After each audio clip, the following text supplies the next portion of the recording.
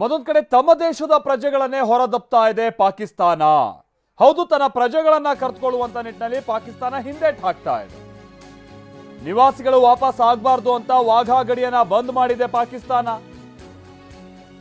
ನೋಡಿ ಎಂತ ಸಂದಿಗ್ಧ ಸ್ಥಿತಿ ಇದು. ವಾಘಾ ಅಟ್ಟಾರಿ ಗಡಿಯಲ್ಲಿ ಭಾರತದಿಂದ ಹಲವು ಪ್ರಜೆಗಳು ಅಂದ್ರೆ ಪಾಕಿಸ್ತಾನದ ಪ್ರಜೆಗಳು ಭಾರತದಲ್ಲಿದ್ದಂಥವರು ವಾಪಸ್ ಹೋಗ್ತಾ ಇದ್ದಾರೆ.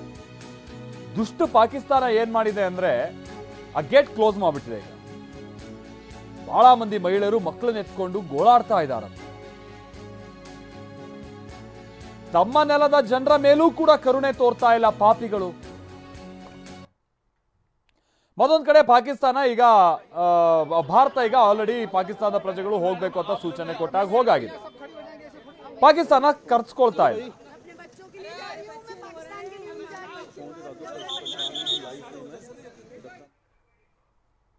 ನೋಡಿ, ಅಲ್ಲಿ ಅಟ್ಟಾರಿ ಗಡಿ ಬಳಿ ಆಗ್ತಾ ಇರುವಂತ ಕೆಲ ಸಂಗತಿಗಳು ನಾವು ನಿಮ್ಮ ಮುಂದೆ ಇಡ್ತಾ ಇದ್ದೀವಿ. ಈಗ ನೋಡಿ, ಆ ಮಹಿಳೆಯರು ಕಣ್ಣೀರು ಇಡ್ತಾ ಇದ್ದಾರೆ. ಪಾಪ ಅಲ್ಲಿದ್ದಂಥವ್ರು ಸಮಾಧಾನ ಮಾಡಿ. ನೋಡಿ, ಆಟೋ ಒಳಗೆ ಮಕ್ಕಳಿದ್ದಾರೆ, ಸಣ್ಣ ಸಣ್ಣ ಮಕ್ಕಳಿದ್ದಾರೆ. ನೋಡಿ, ಆಟೋದೊಳಗೆ ಅವ್ರಿಗೇನೂ ಅರ್ಥ ಆಗ್ತಾ ಇಲ್ಲ ಏನಾಗ್ತಾ ಇದೆ ಅಂತ.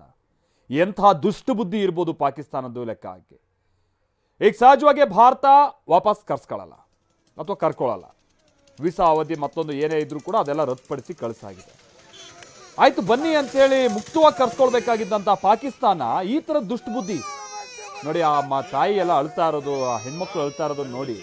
ಆ ಪುಟ್ಟ ಮಗು ಕೂಡ ಅಳ್ತಾ ಇದೆ.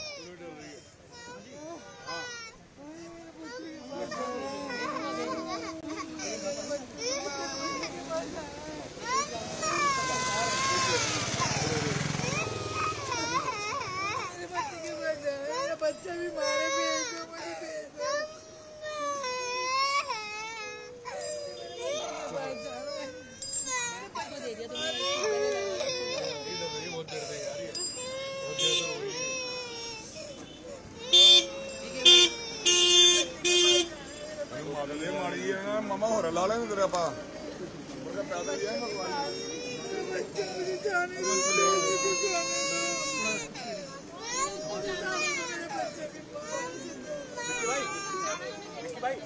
भाई